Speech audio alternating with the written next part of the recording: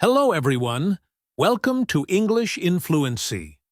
My name is Alex, and I am your host for today.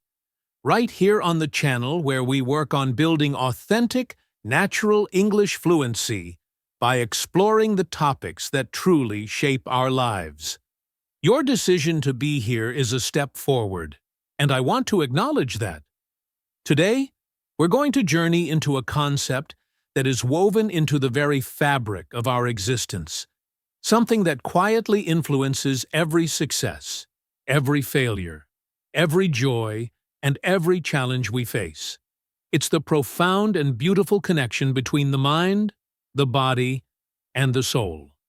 More specifically, we're going to dismantle a very common myth and explore a powerful truth.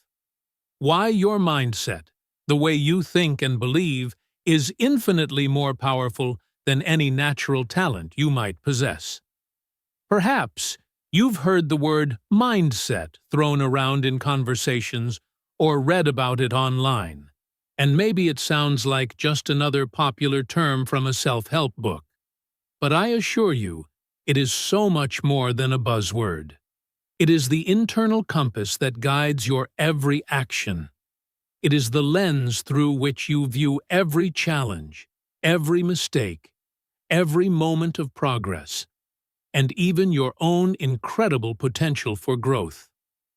This internal framework, your mindset, doesn't just reside silently in the background of your thoughts. It actively communicates with every cell in your body. It dictates your emotional state, fuels your motivation, and even shapes your physical health. When your mindset is cultivated to be strong, flexible, and optimistic, you will notice a tangible shift in your energy. Your daily habits begin to transform, almost effortlessly. A deep-seated belief in what is possible begins to blossom within you, and this belief has very little to do with whether you were born with a gift for something. Take a quiet moment right now to reflect on your own experiences. Have you ever looked at someone who excels at something, perhaps a musician, an athlete, or a colleague, and thought to yourself, "Wow, they are just naturally gifted. I could never reach that level." Or maybe, in the context of your own English journey, you've caught yourself saying, "I'm just not a language person," or "My memory isn't good enough for this," or even, "I'm too old to learn something so complex now." If any of these internal scripts sound familiar, please know that you are in very good company. These are incredibly common thoughts, echoes of a belief system that prioritizes talent over effort. But I am here today to share a more empowering truth. You do not need to be innately talented to achieve extraordinary growth. What you truly need, what will carry you further than any natural gift ever could, is the right mindset. Imagine your being as a beautiful, intricate system. Your mind is the sophisticated control center, the pilot of your entire being. It processes information, gives instructions to your body, and ultimately decides the stories you believe about who you are and what you are capable of. Your body is the vessel that holds your vibrant life force, your energy.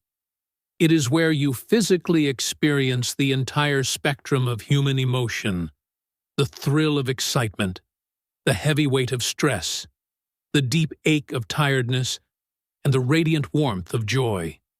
And then, there is your soul. This is the deepest, most essential part of you. It is your core purpose, your unshakable passion, the fundamental answer to the question, why? When these three essential components, the mind, the body, and the soul, begin to operate in harmony, a powerful and transformative synergy occurs. You cease to merely survive the day-to-day grind. You begin to consciously and actively create a life that resonates with a profound sense of meaning and fulfillment. This journey is not about achieving a state of flawless perfection. It is about cultivating a state of mindful awareness.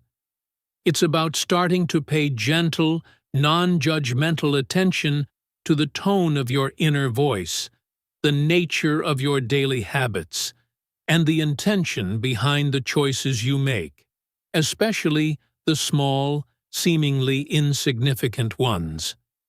It is about developing the inner strength to acknowledge your struggles, to be able to say, "This is incredibly difficult right now, but I am not giving up on myself." So, I pose this question to you as we begin our exploration. Is talent truly the ultimate key to success? Or is the humble, resilient, and consistent power of your mindset the real game changer? Throughout this episode, we will carefully unpack this concept. We will explore how the delicate dance between your mind, body, and soul not only shapes your English learning journey, but also molds the entire landscape of your life. I will share relatable stories and concrete examples, pose reflective questions to guide your introspection, and provide ample space for you to simply listen and absorb, all while immersing you in natural, conversational English that you can practice and make your own. So, find a comfortable position. Take a slow, deep breath in and let it out. You are exactly where you need to be. Let's begin this exploration together. One idea, one phrase, and one transformative mindset shift at a time. Now that we have set the stage by introducing the powerful idea that your mindset can triumph over talent, let's delve even deeper into the foundational concept that underpins this truth. The intricate and inseparable connection between your mind, your body, and your soul.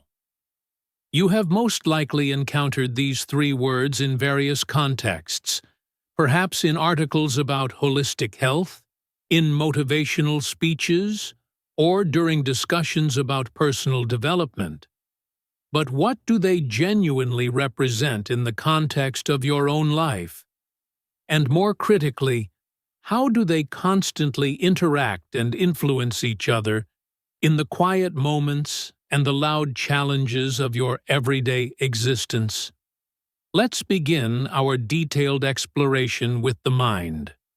When we speak of the mind, we are referring to something far more expansive than just the physical organ of the brain. We are talking about the vast, invisible landscape of your thoughts, the deeply ingrained beliefs that shape your reality, your prevailing attitude towards life, and the focus of your mental energy. Your mind is the very home of your mindset. It is the internal space where you analyze situations, make countless decisions, and engage in a continuous internal dialogue with yourself. A dialogue that can be wonderfully kind and encouraging, or at times, unfortunately, harsh and critical. The mind is the ultimate filter through which you perceive the world. Consider this. Two individuals can find themselves in the exact same set of circumstances, yet their lived experience of that situation can be worlds apart. If one person possesses a positive, adaptable, and growth-oriented mindset, while the other is trapped in a mindset of fear, limitation, or negativity, their realities will feel entirely different. Therefore, the mind is not merely a measure of your intelligence or your capacity for memory. It is the architect of your inner world, the storyteller of the narratives you tell yourself, and the commander of your responses to the unpredictable journey of life. Next, we turn our attention to the body. This element is, on the surface, a bit more straightforward to grasp because we inhabit our bodies every single moment of every day. However, we often underestimate the profound influence our physical state and our bodily health have on our mental and emotional well-being. When you are physically exhausted from a lack of sleep, depleted from poor nutrition, or stiff from having sat still for too long, your mood inevitably shifts. You may find yourself becoming more easily stressed, quicker to feel impatient, and more inclined towards negative patterns of thinking. Conversely, when you actively care for your body, when you nourish it with wholesome food, gently stretch its muscles, take a brisk walk, or simply breathe in some fresh air, you often experience a corresponding sense of mental clarity. You feel lighter, more energized, and better equipped to handle the demands of your day. Your body is the physical home you will live in for your entire life. When this home feels good, it becomes exponentially easier to think with clarity, to maintain motivation, and to feel emotionally balanced. And finally, let's explore the soul. This is arguably the most abstract and yet the most powerful of the three components. The soul is not a tangible, physical part of you. You cannot see it or touch it in a literal sense, but you can most certainly feel its presence or its absence. The soul is the essence of you that craves meaning and purpose. It is the wellspring of your passion, the core of your values. It is the part of you that prompts you to ask the big existential questions like, "What is my purpose here?" Or, "What is truly important to me at the end of the day?" Your soul feels energized and alive when you are engaged in an activity that feels authentically right for you. Something that is in perfect alignment with your deepest values, or something that brings you a pure, unadulterated sense of joy. This could manifest as creating art, offering help to others, sharing laughter with people you love, or even the act of learning a new language like English. Not because you feel obligated to, but because the process itself connects you to a universe of new ideas, diverse cultures, and expansive opportunities. Now, we arrive at the most crucial understanding in this entire discussion.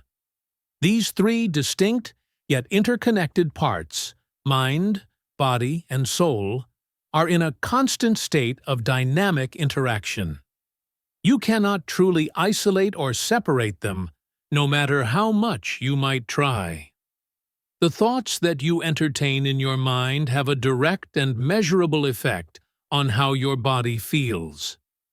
The physical sensations in your body can dramatically alter your emotional state and the nature of your thoughts.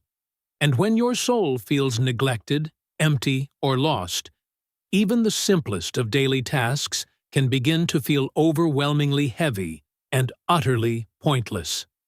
Allow me to illustrate this with a simple everyday example.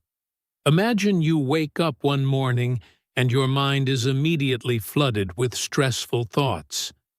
Perhaps your inner monologue sounds something like this: "I am so far behind on my work.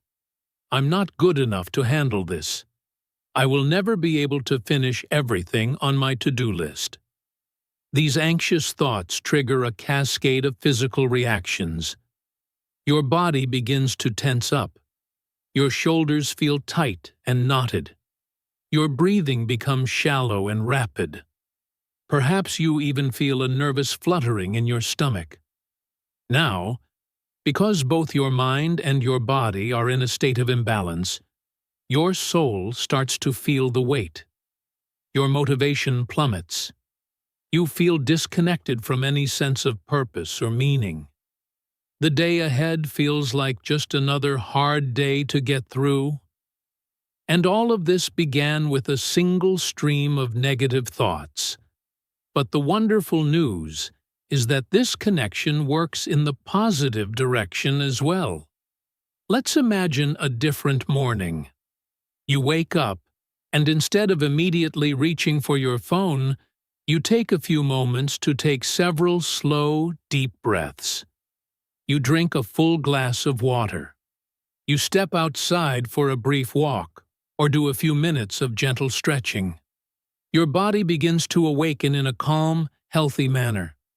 This simple physical act sends powerful signals to your mind that it is safe to relax.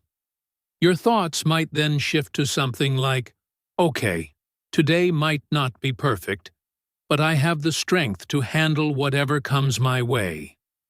As a result, your soul starts to feel a little more vibrant and alive. You feel a renewed sense of connection to yourself and your day. And all of this positive momentum stemmed from one small conscious choice, a single moment of care directed towards your body or your thoughts. Too often, we attempt to solve our problems by focusing exclusively on one isolated area. For example, we try to force ourselves to think positive while completely ignoring our deep physical exhaustion. Or we push our bodies to their limits in the gym without ever pausing to listen to our emotional needs. Or we relentlessly chase external goals that don't truly align with our core values. And then we are left wondering why we still feel an aching sense of emptiness inside. But true, lasting growth and genuine, sustainable change occur when we learn to nurture all three parts of ourselves in harmony. That is the authentic meaning of the mind, body, soul connection. It isn't just a philosophical concept to be read about in books. It is a living, breathing reality that you experience every day.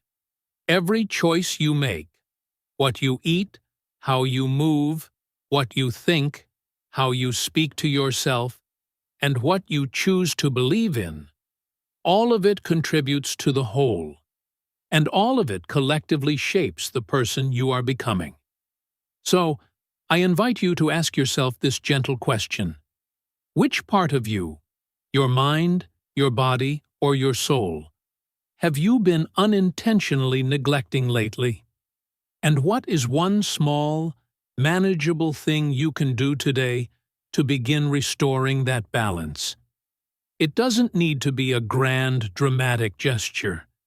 Even something as simple as taking 5 minutes to write in a journal, going for a quick walk around the block, or consciously choosing a kinder thought can create a significant and positive ripple effect. Because when these essential parts of you are connected, aligned, and working together as a team, that is when the real magic begins to unfold. That is the moment when you stop just getting through life and you start consciously growing through it. Let's now address a deeply ingrained belief that many of us hold, often without even being consciously aware of it. It's the pervasive idea that to be truly successful at anything significant, whether it's achieving fluency in English, mastering a musical instrument, launching a business, or excelling academically, you must be inherently talented. This is the narrative we have been fed for much of our lives, isn't it?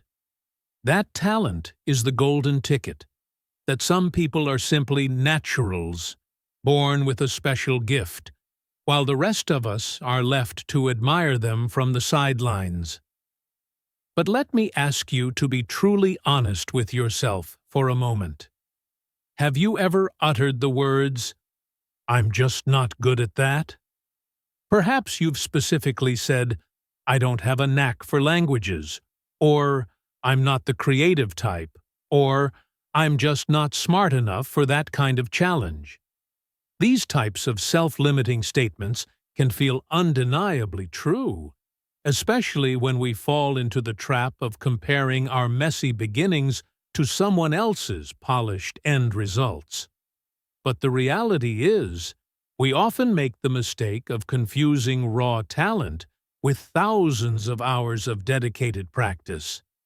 We witness the brilliant performance, but we remain oblivious to the years of struggle, failure, and relentless effort that made it possible. So, what is talent, really?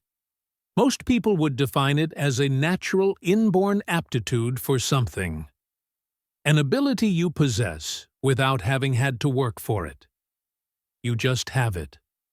Perhaps you know someone who can sing beautifully without ever taking a lesson, or someone who seems to pick up new physical skills with astonishing ease.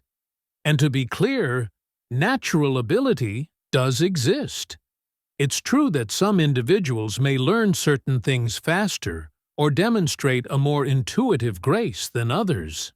However, the problem arises when we start to believe that talent is the single most important, or even the only, ingredient for success. The danger lies in thinking, if I don't possess this innate talent, then I will never be able to achieve greatness in this area. This is precisely where the concept of mindset becomes not just important, but absolutely crucial. Mindset is your fundamental approach to learning, your relationship with failure, your perception of progress, and your belief in your own capacity for growth. It is the unwavering conviction that through consistent time, dedicated effort, and the right strategic attitude, you can improve and develop your abilities, even if you are not naturally gifted at something. Your mindset encompasses qualities like consistency, patience, resilience, and self-discipline. It is your internal fortitude, your ability to persevere and keep moving forward even when things become incredibly difficult. And in the vast majority of cases, it is mindset that ultimately distinguishes the people who give up from the people who grow. Let me share a story about two aspiring writers, Leo and Clara. Leo was widely considered a natural talent. Words flowed from him effortlessly, and his early stories were praised for their wit and creativity. He believed he had a gift. Clara, on the other hand, struggled. Her writing was often clumsy, and her ideas felt uninspired. She had to rewrite her sentences over and over again. Many people, including Leo, thought she simply didn't have the talent for it. Leo, relying on his talent, wrote only when he felt inspired. He avoided feedback because criticism stung his pride. When he faced a rejection from a publisher, he felt crushed and thought, "Maybe I'm not as talented as I thought." And he stopped writing for months. Clara, however, possessed a powerful growth mindset. She knew writing was hard for her, so she treated it like a craft to be learned. She wrote every single day, even when she felt uninspired. She actively sought out feedback, viewing every criticism not as an insult, but as a lesson. When she received rejections, she would feel disappointed for a day, but then she would study the publisher's catalog, revise her manuscript, and send it out again. Years later, Leo had a folder of a few brilliant but unfinished stories. He was still waiting for inspiration to strike. Clara, through her relentless effort and her belief that she could improve, had published 2 novels. She wasn't the natural talent, but she became the successful author. Her mindset was her true gift. This isn't just a fictional story. Think about the world of science. Marie Curie, one of the most brilliant scientific minds in history, was not just a genius. She worked in incredibly difficult conditions, with little funding, and in a field dominated by men who did not take her seriously. She and her husband, Pierre, spent 4 years in a leaky, drafty shed, stirring boiling cauldrons of pitchblendy to isolate a tiny amount of radium. It was grueling, physically demanding work that required immense patience and an unshakable belief in their hypothesis. Her success was born from a mindset of pure tenacity. Or consider Vincent van Gogh, one of history's most celebrated artists. We see his vibrant, genius paintings and assume he was a born master. But his early drawings were awkward and disproportionate. He struggled for years, filled with self-doubt, and received constant criticism. He wasn't a prodigy. He became a master through obsessive practice, by painting day after day, experimenting, and refusing to give up on his unique vision, even when no one else understood it. His mindset was one of fierce dedication in the face of failure. So, when we look at someone who has achieved great things and dismissively say, "They're just talented," we are actually doing them a great disservice. We are ignoring the most crucial and inspiring part of their journey.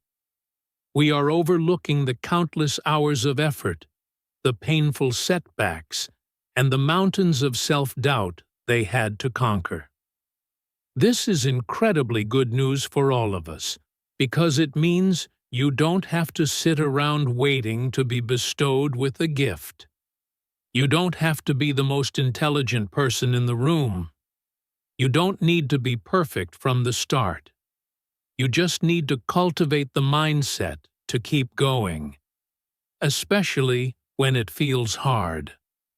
In the world of language learning, this principle is on display every single day. I have encountered learners who possess a remarkable natural accent, but they are so terrified of making a mistake that they rarely speak, and their progress stalls. I have also witnessed learners who struggle mightily with grammar and have a limited vocabulary, but they possess an unyielding determination. They practice daily. They speak even when it's uncomfortable. They ask questions, and they laugh at their own mistakes. And without fail, these are the learners who eventually achieve a level of fluency and confidence that feels truly natural. It's not because they were born with a language gene, but because they cultivated the right mindset. They believed in their capacity to grow, and so they did. So, here is the question I want to leave you with in this moment. Have you ever told yourself that you're just not good at something? And if you have, what if that belief isn't an objective fact? What if it's just a story that you've repeated to yourself so many times that you've stopped questioning its validity? It is time to shatter that myth. Talent is a wonderful advantage, but it is not enough. It is your mindset, your ability to learn, to adapt, to persevere, and to simply keep showing up that will truly sculpt your success in English, in your career, in your life, and in anything that you genuinely care about. And always remember, progress doesn't always feel exciting or dramatic. Sometimes it is quiet. Sometimes it is painstakingly slow. But with the right mindset, it is always, always possible. So far, we have established the power of mindset and argued why it holds more weight than innate talent. But now, let's zoom in and take a much closer, more detailed look at the mind itself. Because the foundation of your mindset is built with the bricks of your daily thoughts and the mortar of your internal conversations. How you think and how you talk to yourself every single day, even when you're not consciously paying attention, is actively shaping your actions, your decisions, and your very sense of who you are. I want you to think about this for a moment. What is the very first thing you typically say to yourself when something goes wrong? Perhaps you forget a word in the middle of an English sentence, or you make a small mistake on a project at work. What is the immediate, unfiltered voice you hear in your head? For a great many people, that voice sounds remarkably critical.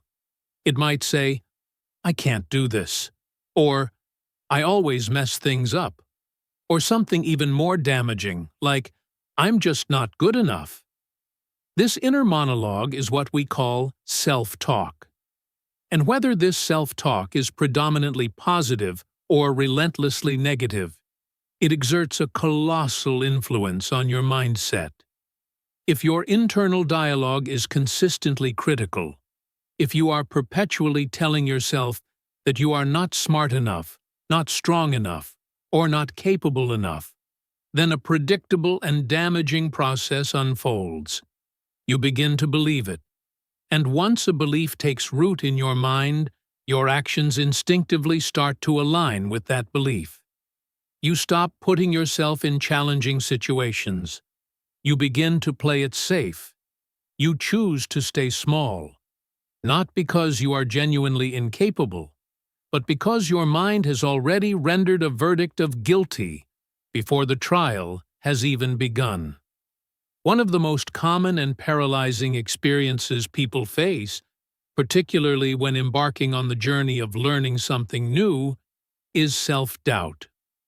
In its simplest form, this is a profound lack of trust in yourself.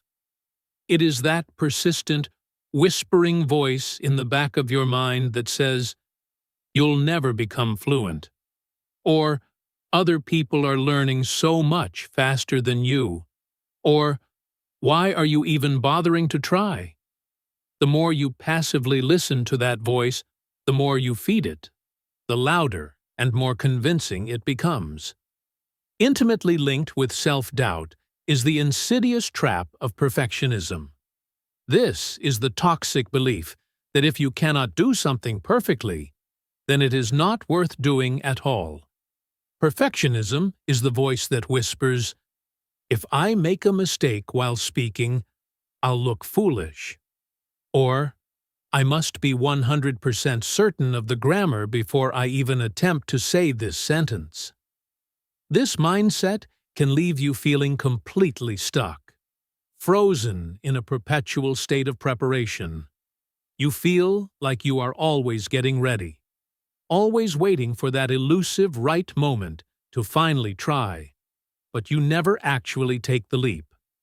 But I want to share a fundamental truth with you. There is no perfect moment, and mistakes are not your enemy.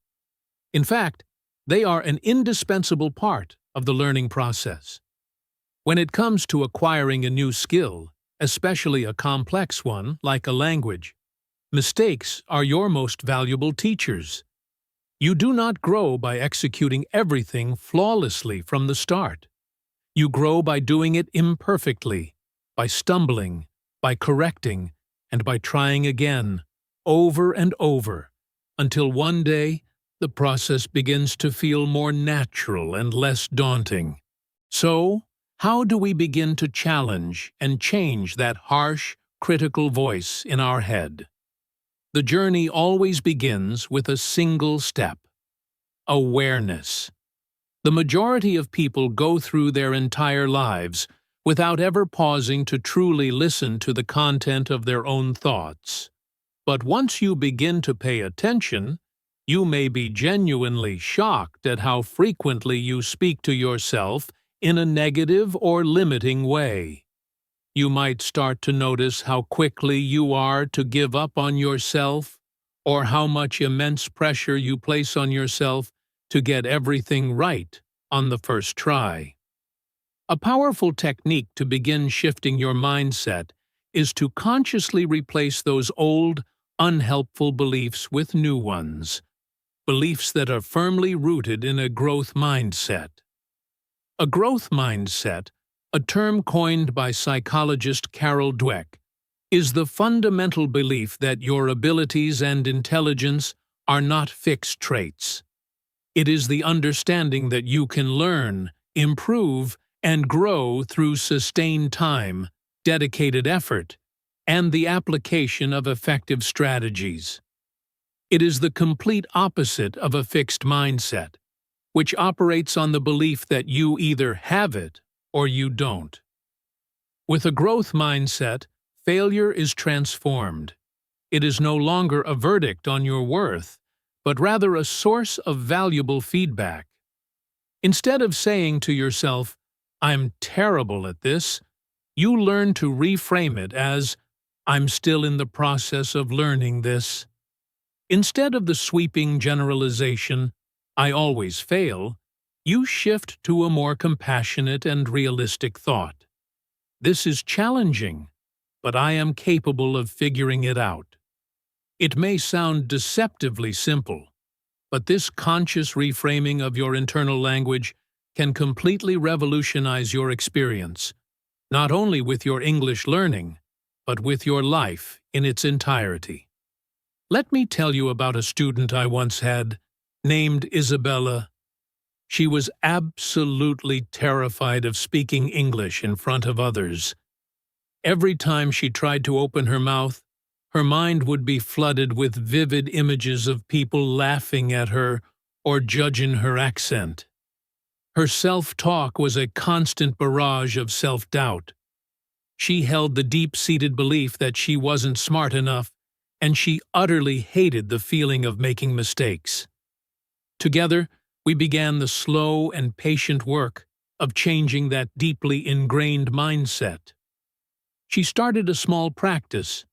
Every evening, she would write down in a notebook every single time she had successfully spoken English that day, even if it was just one simple sentence exchanged with a shopkeeper. She began to practice new self-talk affirmations, quietly repeating to herself things like, "I am proud of myself for having the courage to try," or "I am a learner, and learning is enough for today." Gradually, almost imperceptibly at first, her confidence began to grow. She didn't magically become a perfect speaker overnight, but she did become free. She became free to try, free to make mistakes, free to grow, and most importantly, free to enjoy the beautiful journey of learning. And that is what I want for you too. So, here is a small challenge I offer you for the next few days. Begin to pay close attention to your thoughts, especially in moments when you make a mistake or feel a surge of frustration. What is the immediate content of your self-talk? And then, ask yourself a crucial follow-up question. Is this thought helping me move forward, or is it holding me back? You do not have to blindly accept and believe every thought that pops into your head. You have the power to question it. You have the power to replace it. You can actively reprogram your mind in much the same way you would code a computer. By consciously choosing better instructions, more helpful messages, and a more supportive and compassionate inner voice. Because at the end of the day, a simple and profound sequence unfolds. Your thoughts become your beliefs shape your habits, and your habits create your future. So please, be gentle with yourself. Speak to yourself with the kindness you would offer a dear friend. Practice often, and forgive yourself when you stumble. And always remember, your mind is not your enemy. It is your most powerful tool. You just have to learn how to use it with wisdom and care. We have spent a good deal of time exploring the mind, delving into how your thoughts, beliefs, and internal dialogue sculpt your entire experience of the world. But now, let's shift our focus to something more tangible, more physical: your body. It's easy to forget that our body is not just a passive vehicle that carries our brain from place to place. It is an active and integral part of how we think, how we feel, and how we present ourselves to the world. Have you ever consciously noticed how dramatically your mood can shift depending on the state of your physical body? Think about a day when you had a poor night's sleep. You likely felt not just tired, but also perhaps a bit more irritable, emotionally sensitive, or mentally foggy. Or consider a time when you skipped a meal or sat hunched over a desk for hours on end. Suddenly, every task feels more difficult. Even minor problems can seem like insurmountable obstacles. Your energy levels plummet, your motivation vanishes, and you might start telling yourself things like, "I just can't focus today," or "I'm not in the mood to study." In those moments, it's not just a bad attitude, it's your body sending you a clear and urgent message. Our physical well-being affects our mental clarity and emotional equilibrium far more than we often acknowledge. When your body is weary, your mind operates at a slower pace. When your body is tense with stress, your thoughts tend to become more anxious and worried. But here is the wonderfully empowering news. This connection is a two-way street. The opposite is also profoundly true. When your body feels awake, energized, and has had the opportunity to move, even just a little, your mind becomes clearer and your emotions become much easier to navigate. Let's consider an action as wonderfully simple as walking. It doesn't require a gym membership or specialized equipment. You just need to step outside and move your legs. But have you ever made the choice to go for a walk when you were feeling completely overwhelmed? Perhaps your head was swirling with a storm of thoughts, and you desperately needed some space to breathe. And after just 10 or 15 minutes of rhythmic walking, maybe listening to some music, a podcast, or simply the ambient sounds of nature, you noticed your mind beginning to settle. Your racing thoughts slowed down. You felt more grounded and present in the moment. That experience isn't magic, it's biology. Physical movement helps the brain release neurochemicals like endorphins, which act as natural stress reducers and mood elevators. And walking is just one simple example. Even your posture, the very way you hold and carry your body, can have a significant impact on your confidence and your emotional state. Picture two people in your mind. One is standing tall, with their shoulders gently pulled back and their head held high. The other is slumped in a chair, their shoulders rounded forward, their head hanging down, and their arms crossed defensively. Who appears more confident? And more importantly, who do you think feels more confident? A growing body of research has demonstrated that consciously adopting a more expansive and upright posture can actually send feedback signals to your brain, helping you to feel more powerful, more alert, and more in control, even if you are feeling nervous or uncertain on the inside. And what about the simple act of breathing? It's something we do unconsciously all day long, yet we often forget that our breath is one of the body's most powerful built-in systems for self-regulation and calming down. When we feel anxious or stressed, our breathing pattern naturally becomes fast and shallow, confined to the upper chest. But when we intentionally slow it down, when we take deep, full breaths that originate from our diaphragm, we send a powerful message of safety to our nervous system. We signal to the brain, "It's okay. You are safe. You can relax." That one simple, conscious act of deep breathing can be the critical first step toward feeling more clear, focused, and confident in any challenging situation.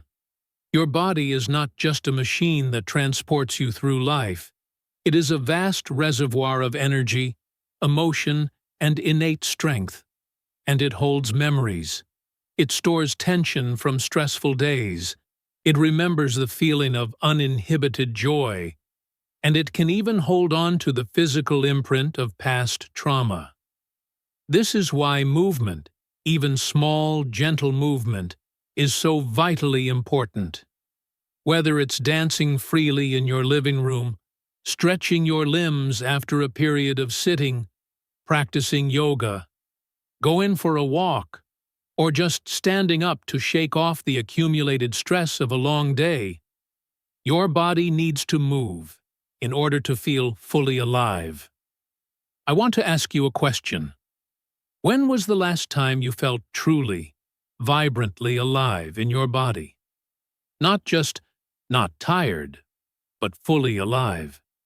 Maybe it was during a challenging hike in the mountains, or while swimming in the cool water of a lake, or when you danced with abandon at a celebration, or perhaps when you laughed so hard that your entire body shook with glee.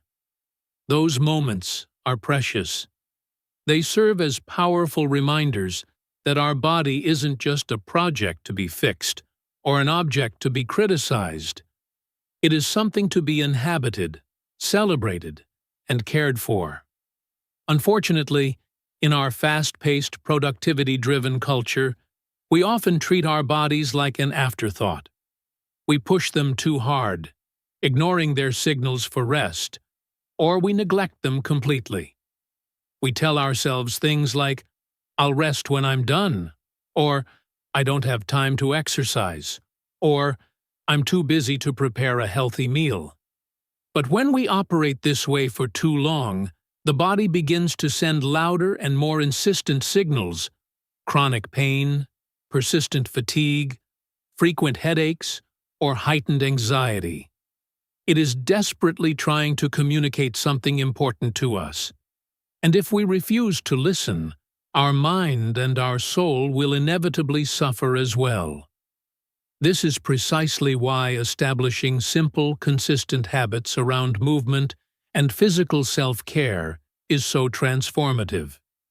You don't need to have a perfect workout routine or achieve a certain body shape.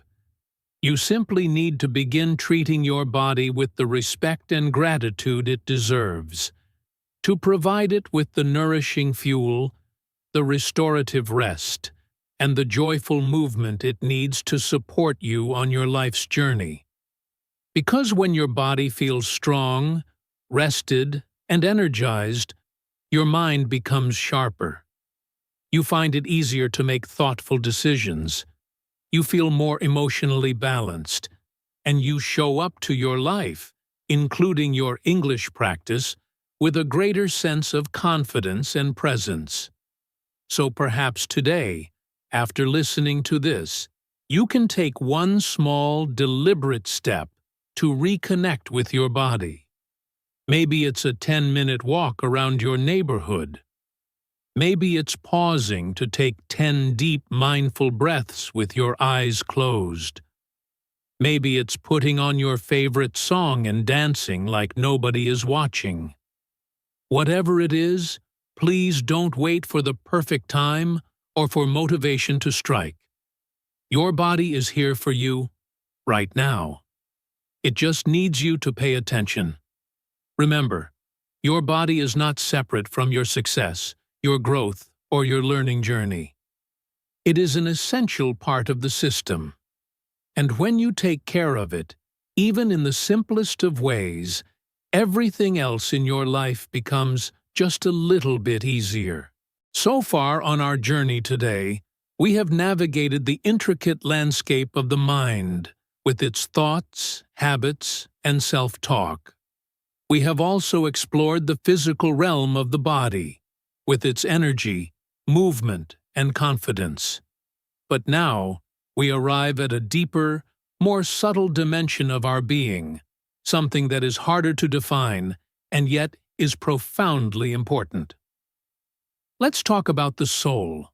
I am aware that for some, the word soul might sound overtly spiritual, or perhaps even a little bit mysterious. But in the context of our discussion today, your soul does not need to be understood as something tied to a specific religion or a mystical belief system. For our purposes, let's define the soul in simple, modern terms. It is the part of you that craves and creates meaning. It is your inner fire, your core essence. It is the part of you that persistently asks, "Why am I really doing this?" Or, "Does this truly matter to me?" When we talk about nurturing the soul, we are really talking about connecting with our purpose, our passion, and achieving a state of alignment. That deeply satisfying feeling that your daily life is connected to something larger and more significant than just a series of tasks or responsibilities. The presence of the soul becomes palpable when you are engaged in an activity that feels authentically right, not just productive in an external sense, but true to your inner self. This could be something inherently creative, like painting, writing a story, or playing music. It could be something relational, like helping a neighbor, spending quality time with people you love, or contributing to your community. It could even be something deeply personal, like the journey of learning a language, not just to pass an examination or secure a better job, but because the process itself expands your world, connects you with new and diverse cultures, and helps you evolve into the version of yourself that you genuinely aspire to be.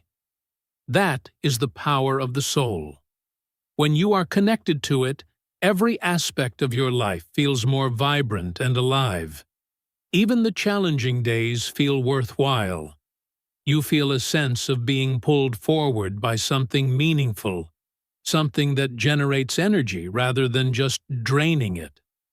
But here lies the modern dilemma. In our fast-paced, distraction-filled lives, it has become incredibly easy to lose touch with this essential part of ourselves. We get caught up in being busy. We rush from one task to the next. We become hyper-focused on external achievements, deadlines, and the expectations of others. And slowly, almost imperceptibly, we stop asking ourselves the big questions. We stop carving out time for the activities and people that truly fill our cup. And without a connection to meaning, even the smallest of tasks can begin to feel overwhelmingly heavy. Our motivation wanes. We start to ask ourselves, what's the point of all this? Have you ever experienced that feeling? Perhaps you were working diligently, staying busy, and checking all the right boxes on your to-do list, but you still felt a persistent sense of emptiness inside, as if you were just going through the motions, with your heart not truly in it. That feeling is a sign. It's a signal that your soul is hungry, not for food, but for purpose. This is why the concepts of motivation and meaning are so inextricably linked. People often ask me, "Alex, how can I stay motivated to learn English?" And the most truthful and sustainable answer is almost always the same. Connect to your why. If you are learning English solely because someone else told you to, or because you feel external pressure from your school or your job, it is incredibly easy to lose focus and give up when things get tough. But if you are learning because it empowers you to express your unique ideas, to understand new perspectives, to travel with confidence, to connect with new friends, or to grow as a person, then suddenly it's no longer just a chore. It becomes an integral part of your identity. It becomes something that your soul is deeply invested in. And here is something incredibly important to remember. You do not need to have one single grand, world-changing purpose to experience a life of meaning. Not everyone is destined to save the world or write a best-selling novel. Sometimes, purpose is found in the quiet, everyday moments. Maybe your purpose right now is to lovingly care for your family. Maybe it's to commit to learning something new every single day.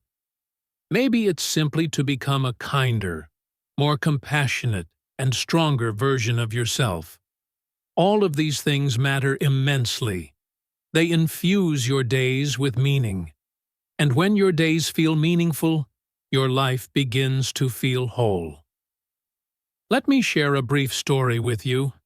A few years ago, I met a gentleman in his late 60s who had just begun his journey of learning English. At an age when many of his peers were slowing down and thinking about retirement, he was filled with a youthful enthusiasm. He told me something that has stayed with me ever since. He said, "I don't want to stop growing. Every new word I learn makes me feel more connected to the world. It makes my brain feel alive. That, right there, is purpose. That is the soul at work." His journey wasn't about achieving perfection. It was about being in alignment, about knowing precisely why he was doing what he was doing. So, I would like to gently pose a question for your own reflection. What is it that gives your life meaning right now? Take a moment to really think about it. Is it your relationships, your work, your personal dreams and aspirations? Perhaps you are still in the process of figuring it out, and that is perfectly okay. Discovering your purpose isn't typically a single dramatic event. It is an ongoing process of discovery. But it always starts by listening.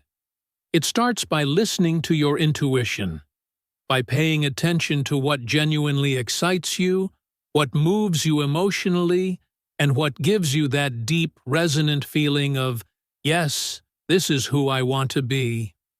When your mind is focused, your body is cared for, and your soul is deeply engaged, a beautiful synergy occurs. You don't just perform better in your tasks, you feel better as a human being. You become more resilient in the face of adversity, more intrinsically motivated, and more fundamentally peaceful. You begin to navigate your life with a sense of clear direction, rather than simply reacting to the constant stream of events happening around you. So today, I invite you to take a moment to check in with your soul. Not in a dramatic or complicated way, but just gently. Ask yourself, what truly matters to me at this stage of my life? And then, simply listen. The answer might not arrive immediately in a clear, loud voice, but the more you create the space to ask, the clearer the answer will become. Your soul is always communicating with you. You just have to slow down enough to hear its quiet wisdom. Now that we have a clearer understanding of the individual components of the mind, the body, and the soul, it is time to examine a critically important aspect: how they all work together in a dynamic, interconnected system. These three facets of your being are not isolated islands. They are deeply intertwined, constantly influencing and communicating with each other every single day. When one part of this system feels good and is in balance, it often has a positive, uplifting effect on the other parts. Conversely, when one part is out of balance or neglected, the other parts can also begin to suffer. Let's explore how this intricate connection plays out in real, everyday life. Think about a time when you were experiencing a period of intense mental stress. Perhaps you were facing a significant challenge at work or in your studies. Your mind was consumed by it, constantly replaying scenarios and filled with worry. Now, reflect on what happened to your body during that time. It's very likely that your shoulders became tight and sore. You might have developed a tension headache, or perhaps your stomach felt unsettled. You probably found it difficult to sleep soundly or to eat properly. This is a classic example of how your mind can directly impact your body. The stress originates as a thought or a series of thoughts in the mind, but the body physically bears the burden of that stress. This connection, of course, works in the other direction as well. If your body is physically compromised, Perhaps you are tired from lack of sleep or recovering from an illness. Your mind will likely feel the effects. You may feel slow, sad, or find it difficult to muster any motivation. For instance, after several consecutive nights of poor sleep, you might find it nearly impossible to concentrate on complex tasks. You may feel more emotionally volatile and less optimistic about things. Your body lacks physical energy, and consequently, your mind also begins to lose its focus and its sense of joy. This clearly demonstrates how the state of the body can profoundly affect the state of the mind. And what about the soul? Let's imagine a scenario where you are going through the motions of your life. You go to work, you complete your daily tasks, but you feel a deep sense of disconnection. You have a persistent feeling that something is missing. Perhaps the work you are doing does not align with your values, or you're not making time for the relationships that make you feel happy and supported. In this case, even if your body is physically healthy and your mind is functioning adequately, your soul may feel empty and starved. When the soul is not at peace, it can manifest as a kind of deep internal fatigue. Even if there is nothing physically wrong with you, you might start to experience low energy, a lack of motivation, or a feeling of being lost. Now, let's look at this connection through a positive lens. Think about a time when you made a conscious choice to go outside and take a walk in a natural setting. You looked up at the vastness of the sky, you felt the fresh air on your skin, and you listened to the simple sounds of birds singing. In that moment, your body was in motion, which helped to improve your circulation and boost your energy levels. Simultaneously, your mind likely became quieter and calmer because you were no longer consumed by your problems. And your soul felt a sense of happiness and connection because you were fully present in the moment, appreciating the simple beauty of life. This is a perfect illustration of how a single, simple action can simultaneously nourish all three parts of your being, mind, body, and soul, and bring them into harmony. Exercise serves as another excellent example of how these three elements work as a cohesive team. When you go for a run, practice yoga, or even just dance around your living room, your body becomes more active and healthier. At the same time, this physical activity triggers your mind to release beneficial chemicals that make you feel happier and less stressed. These are often referred to as feel-good hormones, such as endorphins. And when you move your body in a way that feels joyful and expressive, your soul also feels lighter and more expansive.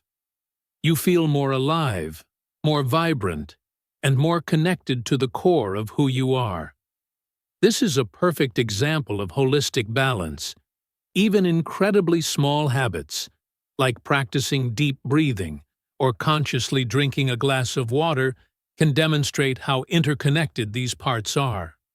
When you pause for just a moment to take a few slow, deep breaths, your body immediately begins to relax. Your heart rate slows, and your muscles start to release stored tension. In response, your mind begins to feel calmer and more centered, and your soul, which often gets lost in the frantic pace of modern life, is given a precious moment of peace. Relationships offer another powerful testament to this connection. When you spend time with someone you genuinely care about, like a close friend or a beloved family member, your mind feels happy, safe, and understood. Your body reacts in kind. You might smile more, feel physically relaxed, and even laugh out loud. Consequently, your soul is nourished by the feelings of love and connection. On the flip side, being in a negative or toxic relationship can be detrimental to all three parts of your being. Your thoughts may become consumed with anxiety. Your body may feel constantly heavy and tense, and your soul may feel utterly drained. As you can see, the mind, the body, and the soul are like the three members of a tightly knit team. They function at their best when they are supporting and working in harmony with one another. While you can't always control the external circumstances of your life, you can begin to cultivate a deeper awareness of how one part of your inner system affects the others. If your mind feels heavy and cluttered, perhaps your body is in need of movement. If your soul feels weary and depleted, perhaps your mind needs a period of quiet and silence. If your body feels weak and sluggish, perhaps your soul needs a dose of encouragement and inspiration. Understanding this profound connection empowers us to make wiser, more compassionate choices for ourselves. It helps us to live a more balanced, peaceful, and integrated life. And the wonderful news is that you don't need to make drastic changes overnight. Even small, simple steps, like offering a smile, taking a walk, allowing yourself to rest, listening to music, or helping someone else, can help to bring your mind, your body, and your soul back into a state of beautiful harmony.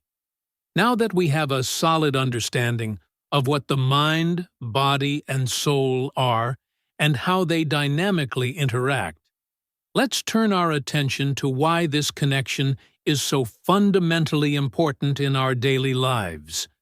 You might be asking yourself, this is an interesting concept, but why should I really care about it? The answer is beautifully simple. When your mind, your body, and your soul are working in a state of balance and harmony, you simply feel better. You experience a greater sense of calm, an enhanced ability to focus, and a more vibrant feeling of being alive. Life, with all its inherent challenges, becomes more enjoyable when you are internally aligned. Let's begin by considering the idea of balance itself. Imagine a sturdy three-legged stool. For the stool to be stable and reliable, all three of its legs must be strong. If one leg is weak or broken, the entire stool becomes wobbly and unstable. Your life is much like that stool.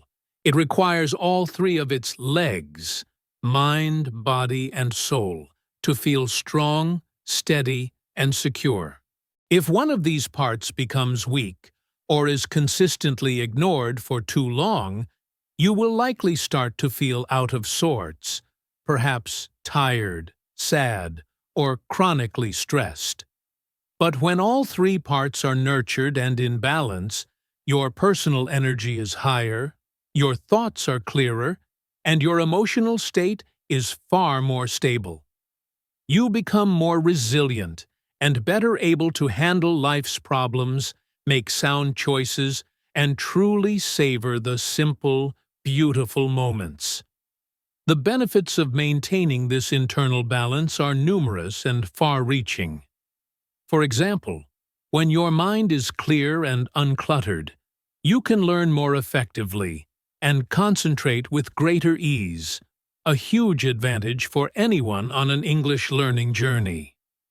When your body is healthy and well-rested, you have the physical stamina and strength to accomplish what you need to do each day.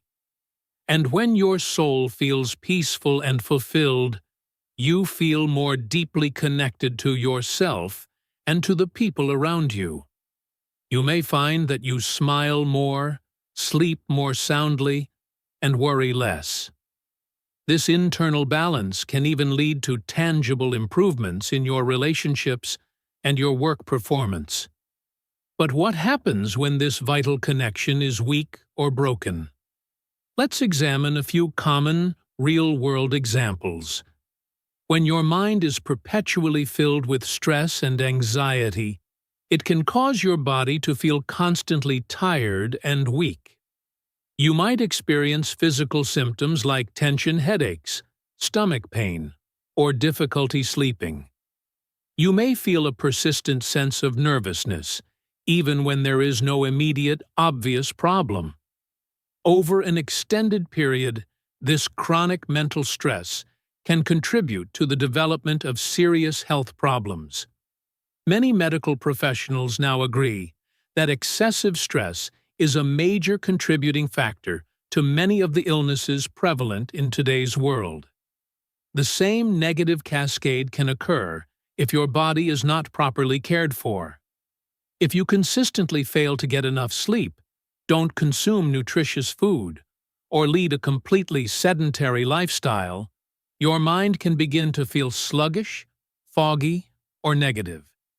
You might find yourself feeling irritable, sad, or simply not yourself. Your motivation can dwindle, and you may start to avoid activities that you once enjoyed. Consequently, your soul may also begin to feel disconnected, leaving you with a vague sense of unease, as if something important is missing, but you can't quite identify what it is. And if your soul is unwell, if you feel a profound sense of loneliness, emptiness, or lack of purpose, then your mind and body will inevitably feel the negative effects as well. You might feel that nothing brings you joy anymore. You may experience a deep sense of fatigue even after a full night's rest. You might stop caring about the passions and goals you once held dear.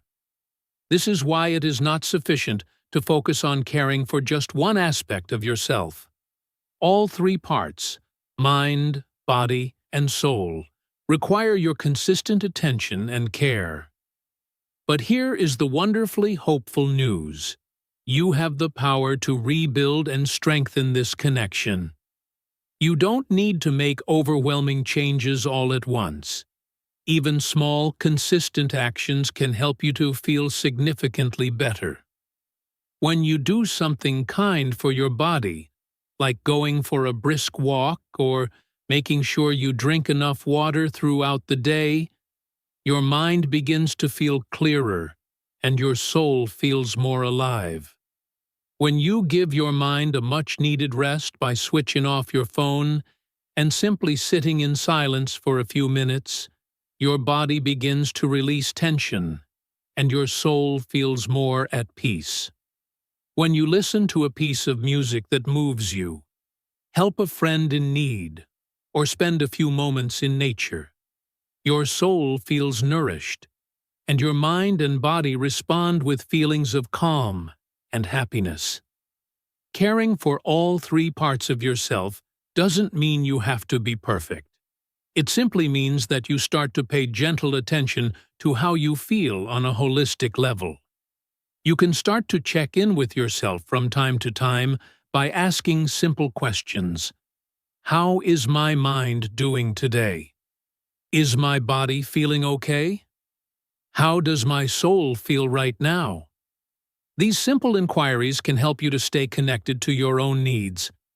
And when you feel connected to yourself, life naturally begins to feel more meaningful and less stressful. Remember, achieving balance doesn't mean feeling perfect and happy all the time. Life is, by its very nature, a series of ups and downs. You will have busy days, hard days, and quiet days.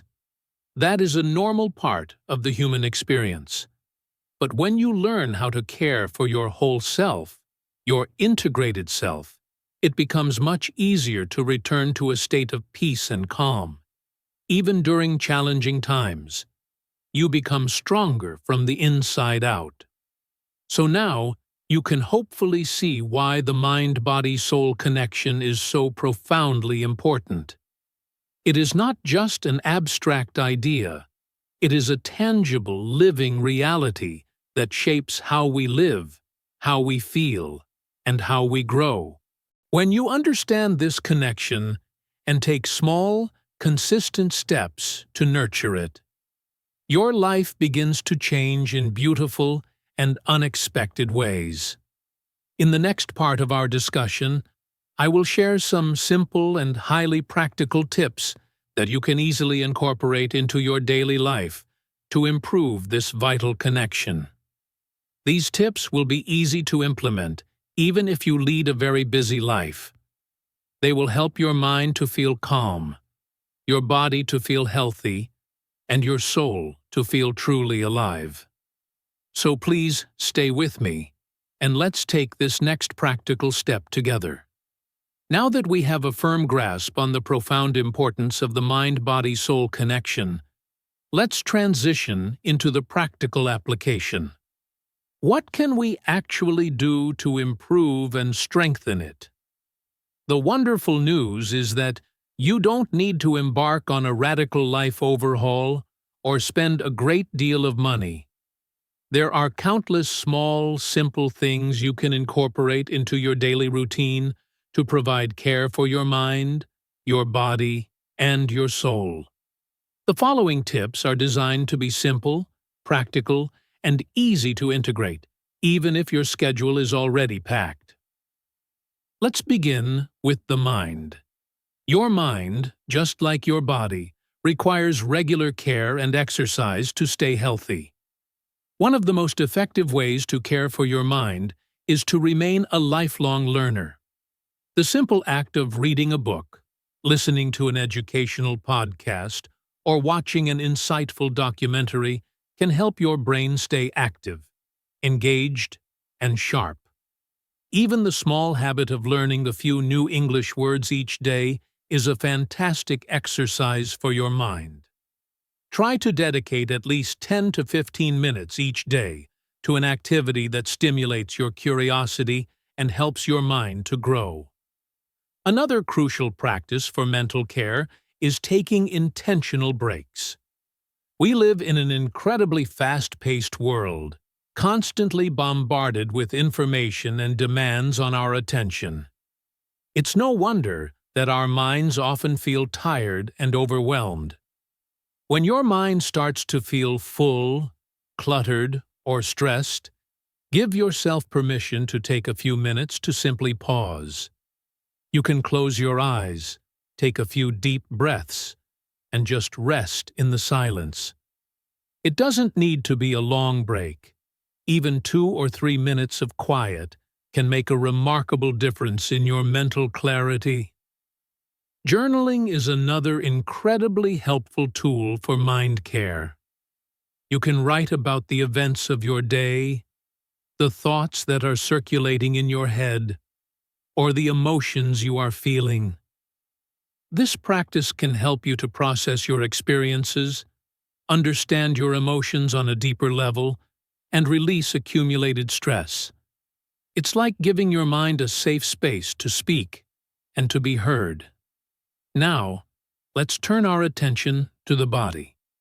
Taking consistent care of your physical body is essential for feeling strong, energetic, and resilient. One of the simplest and most accessible things you can do is to move your body every single day. This doesn't mean you need to commit to grueling workouts at the gym or run for hours. A brisk 10-minute walk in the fresh air, some gentle stretching in the morning, or even putting on some music and dancing in your room can be incredibly beneficial. Movement helps to improve your circulation, supports your cardiovascular health, and as we've discussed, it also has a powerful positive impact on your mental well-being. Another cornerstone of physical care is getting adequate sleep. Aim to get a sufficient amount of quality sleep each night, which is typically around 7 to 8 hours for most adults. A good night's sleep provides your body with the crucial time it needs to rest, repair, and regenerate. When you are well rested, you wake up with more energy, and your mood is generally more stable and positive. Nourishing your body with healthy food is also key. Try to consume a balanced diet that includes a variety of healthy foods like fresh fruits and vegetables, nuts, whole grains, and lean proteins. And don't forget the importance of hydration. Drink plenty of water throughout the day. You don't need to adhere to a perfect diet. It's about making small, consistent choices that support your body's health. For example, choosing to drink a glass of water instead of a sugary soda, or opting for a piece of fresh fruit instead of a processed sweet snack. These small, mindful habits accumulate over time and help your body to feel good, providing you with the physical strength needed to enjoy your life. And now, let's not forget the soul. This essential, non-physical part of you needs just as much tender care. One simple yet profound way to nourish your soul is to cultivate a practice of gratitude. Each day, take a quiet moment to consciously think of one or two things for which you are genuinely thankful. It could be something very small, like the comfort of a warm cup of tea, a kind message from a friend, or the beautiful sound of birds singing in the morning. When you intentionally focus your attention on what is good in your life, your heart naturally feels lighter and more at peace. Spending quality time with people you love is also essential food for the soul. Make a call to a friend you haven't spoken to in a while, visit with your family, or even just have a short, pleasant chat with a kind stranger. Human connection brings joy, and joy strengthens the soul. If you have the opportunity, spend some time in nature. Even if it's just for 5 minutes sitting on a park bench near a tree, walking barefoot in the grass, or simply feeling the warmth of the sun on your face. Nature has a unique and powerful ability to calm the soul and help you feel more connected to the world around you. Furthermore, try to do something kind, not just for other people, but also for yourself. Be gentle with yourself. Speak to yourself with kindness and compassion, especially when things go wrong. You can tell yourself, "I am doing the best I can," or "It's okay to take a rest." This kind of self-compassion feeds your soul and builds your inner strength. Even simple activities like listening to peaceful music, reading something inspiring, or spending a few moments in quiet solitude can help your soul to feel more balanced and centered. Your soul often doesn't need loud, busy, or exciting things. It frequently finds its deepest peace in moments of silence, love, and meaning. As you can see, taking care of your mind, your body, and your soul does not have to be a complicated or overwhelming endeavor. It's simply about paying gentle attention to how you feel and consistently choosing small actions that support your overall well-being. You don't need to try and do everything all at once. Start with just one small thing each day. Maybe today you decide to take a walk. Tomorrow, you might write a few sentences in a journal. The next day, you could take a moment to say, "Thank you," for something good in your life. Little by little, these small, consistent actions can create significant and lasting positive changes. Over time, you will begin to feel more peaceful, more connected, and more vibrantly alive. And as you continue to grow in your mind, your body, and your soul, your life will begin to feel more whole, more balanced, and more joyful. Let's have an honest conversation. The path of personal growth is rarely a straight line. Whether your goal is to learn a new language, to cultivate a more positive mindset, to build healthier habits, or simply to become a better, kinder version of yourself. The reality is that the journey is not always smooth or easy. And today, I want to talk about something that we all inevitably experience, but often hesitate to discuss openly. Setbacks. Have you ever had a period where you felt like you were making incredible progress?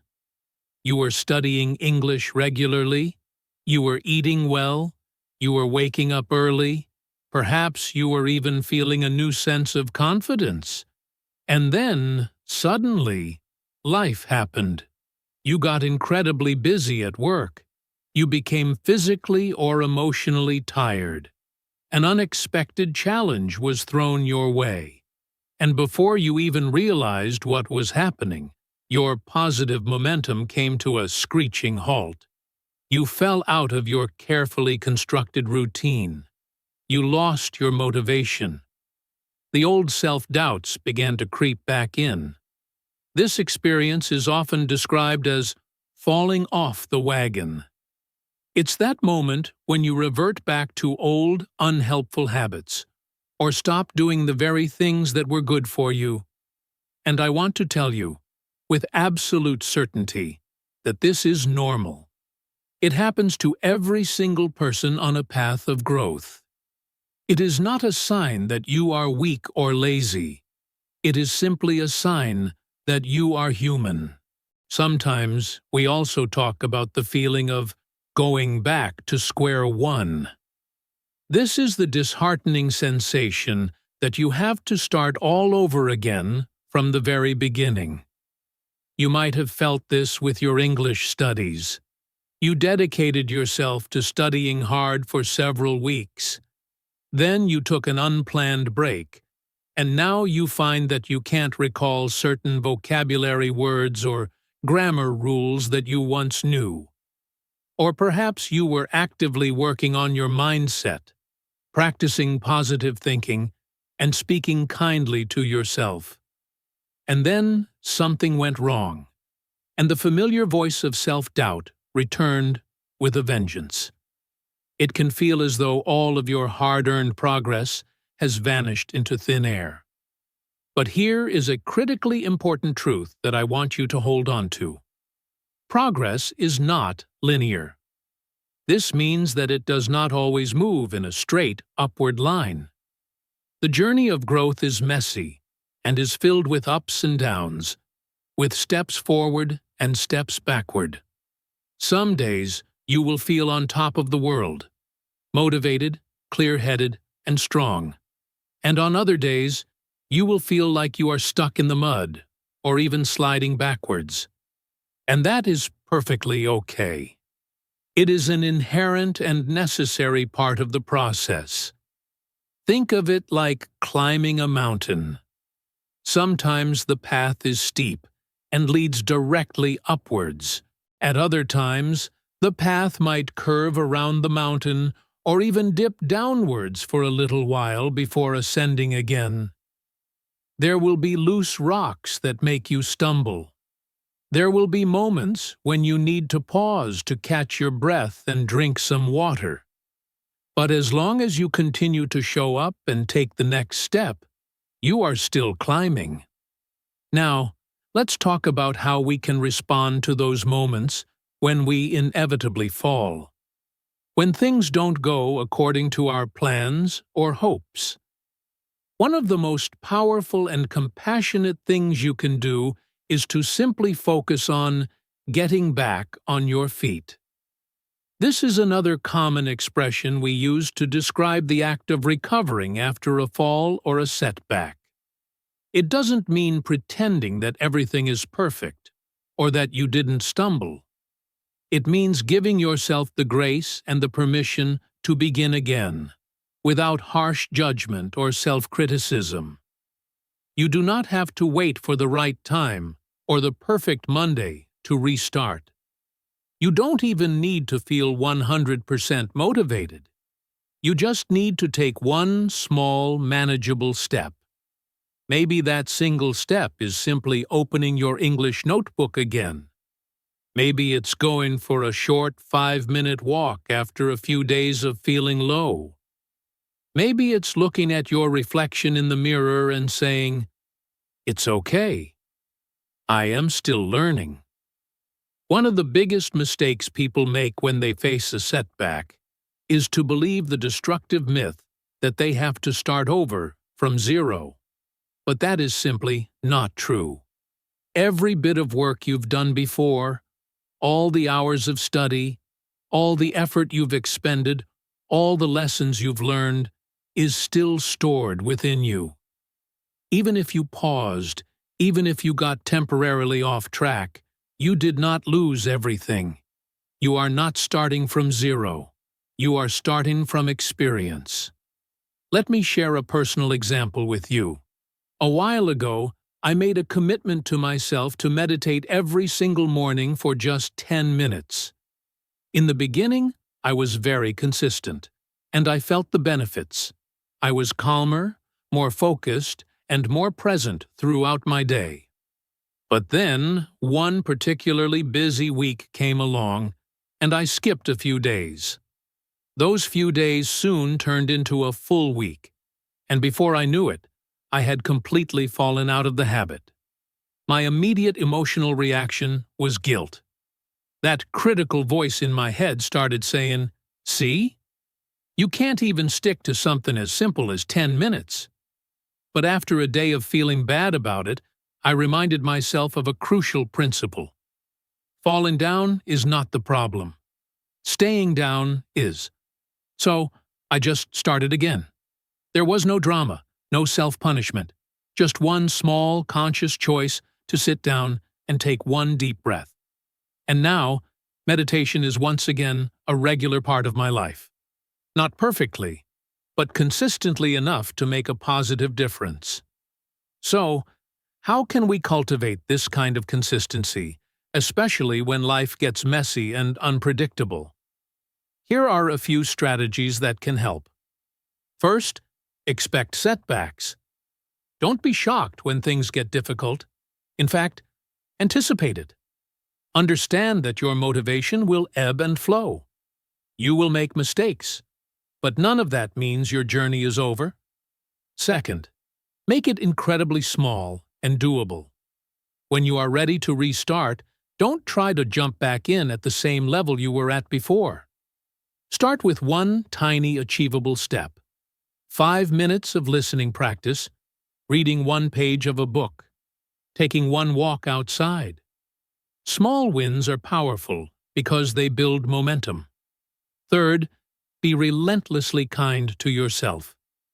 The way you speak to yourself during a difficult time can either lift you up or push you further down. Practice saying compassionate things like, "I am learning," "I am not perfect, and that's okay," "I am proud of myself for being willing to try again." And finally, stay connected to your why. Remember what we discussed earlier about purpose and passion? When you have a clear understanding of why you are pursuing a goal, it becomes much easier to return to it, even after you have fallen off track.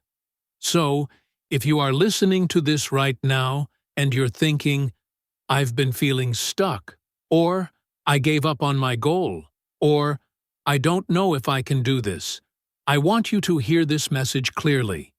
You can start again, right now, in this very moment. You do not need anyone's permission. You do not need perfect conditions. Just take one small step. That is how real, sustainable growth happens. Not in a perfect straight line, but in the continuous, messy, and beautiful cycle of learning, falling, and rising again. Every time you fall and get back up, you are building resilience. Every time you doubt yourself but choose to keep going anyway, you are forging inner strength. And every time you choose to try again, you are becoming the kind of person who simply doesn't give up on themselves. We have come a long way on our journey in this episode, from exploring the intricate connection of the mind, body, and soul, to examining the forces of motivation, habits, and the crucial role of our inner dialogue. But now, as we approach the final part of our exploration, it is time to return to the central, unifying message that underpins everything we have discussed. Mindset matters more than talent. It truly, genuinely does. You have likely heard the word mindset used frequently in various contexts, on podcasts, in self-help books, and across social media. It has certainly become a popular term. Some people might even be tempted to dismiss it as just another buzzword, a trendy concept that people talk about without fully understanding its depth. But the truth is, mindset is not just a fleeting trend. It is not a magic trick or a secret reserved only for the highly successful. It is a fundamental way of thinking, living, and growing. And the best part is, it is available to every single one of us, including you. Let's revisit the pivotal question I posed at the very beginning of this episode: is talent enough? And by now, I am confident that you already know the answer. No, talent alone is never enough. Yes, it is true that some people are born with natural gifts. They might learn a new skill faster, exhibit a natural grace in their movements, or grasp complex concepts more quickly. But raw, natural talent can only carry you so far. What truly creates the lasting difference in learning, in life, in relationships, and in work is the power of your mindset.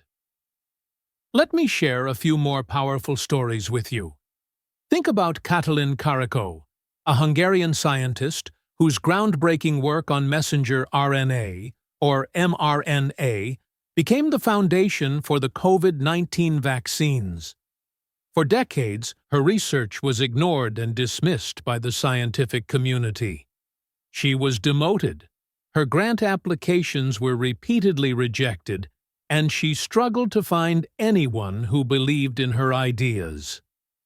Most people would have given up after years of such relentless rejection and professional setbacks. But she possessed an unshakable mindset. She deeply believed in the potential of her work, and she persisted through decades of obscurity and doubt.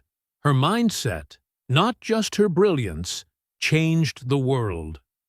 Or consider James Dyson, the inventor of the revolutionary bagless vacuum cleaner. He created 5,126 failed prototypes before he finally developed one that worked. Think about that number for a moment. 5,126 failures. When asked about this process, he famously said he didn't see them as failures. He saw them as 5,126 lessons in how not to build a vacuum cleaner. He learned something from every single mistake. That is the growth mindset in action. That is the refusal to quit, even in the face of overwhelming evidence that you should. So, what do these remarkable individuals have in common? It is not just talent. It is not even luck. It is the simple yet profound fact that they kept showing up. They believed in their capacity to improve. They allowed failure to be their teacher. They understood that success is not about achieving perfection. It is about being persistent. And that very same truth applies directly to you. Whether you are on the path of learning English, starting a new career, striving to be healthier, or simply trying to figure out who you are, you do not need to be the most talented person in the room. You just need to be the person who keeps going, keeps learning, keeps trying, and keeps growing. Sometimes we look at highly successful people and we think to ourselves, I could never do that. But what we fail to see are the thousands of hours of unseen practice, the sleepless nights filled with self-doubt, and the countless times they felt like quitting. What we are really witnessing is the cumulative result of consistent, focused effort over a long period of time.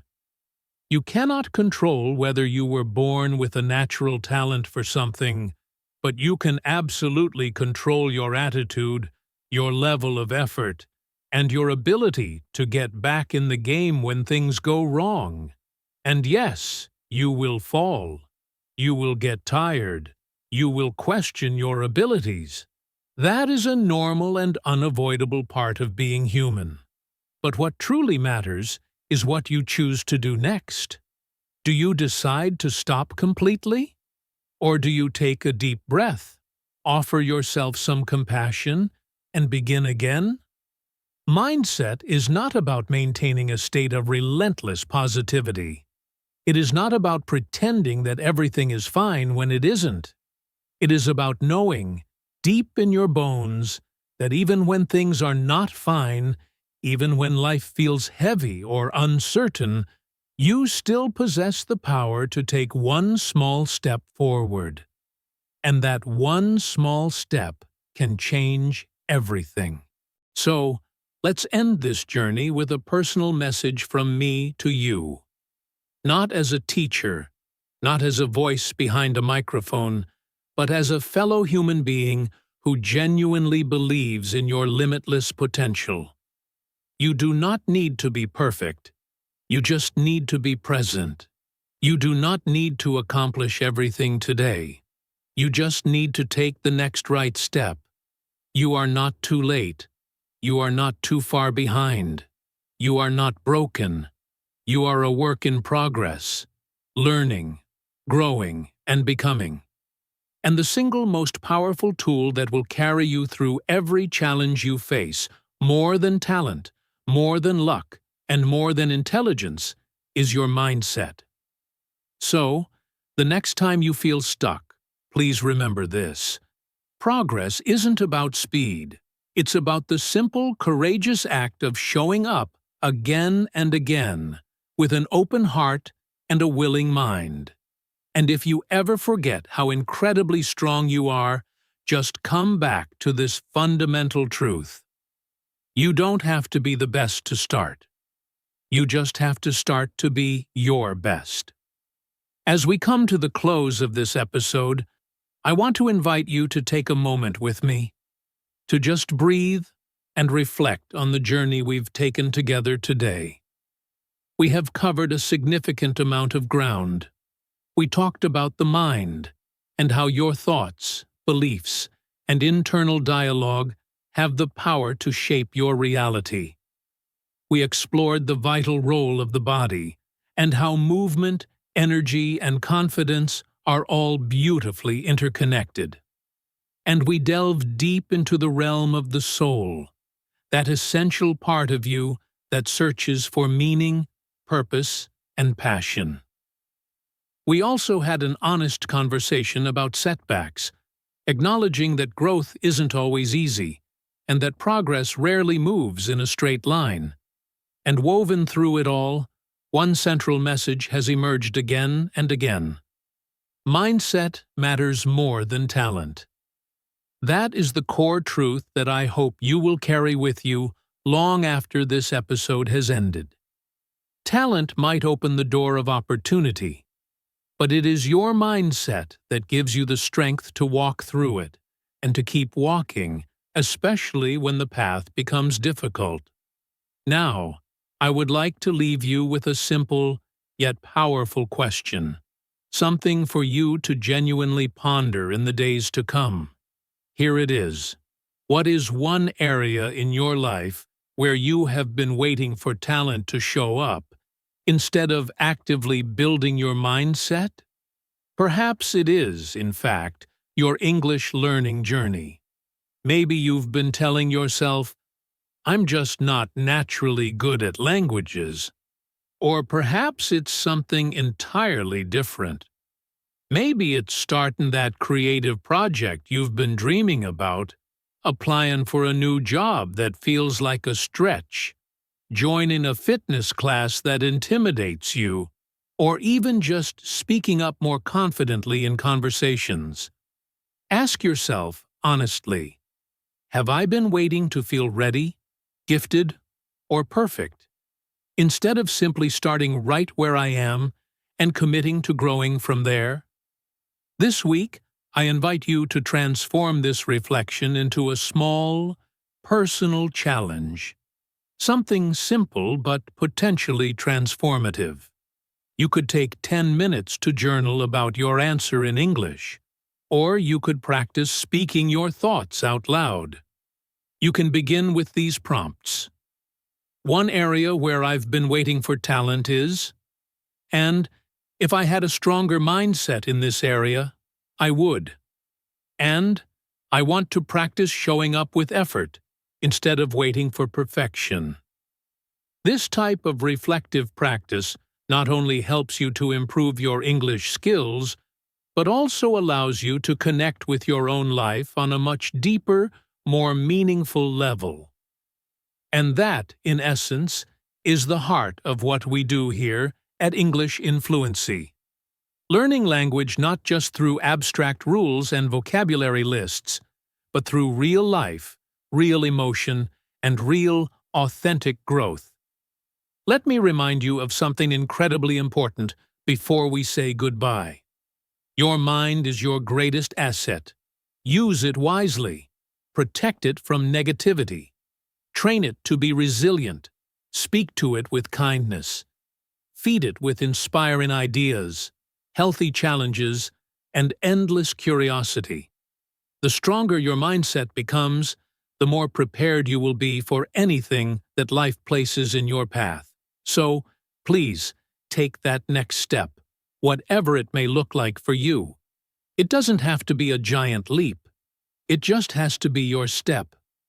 Keep learning, keep growing, and most importantly, keep believing in your profound ability to become more than you were yesterday. And if this episode has helped you, inspired you, or given you something valuable to think about, I would be so grateful if you would share it with someone who might need to hear this message too. Or you could leave a review for English in Fluency. It truly helps this podcast reach more incredible learners just like you. Until next time, please take wonderful care of your mind, your body, and your soul. And always remember, you don't have to be perfect. You just have to keep going.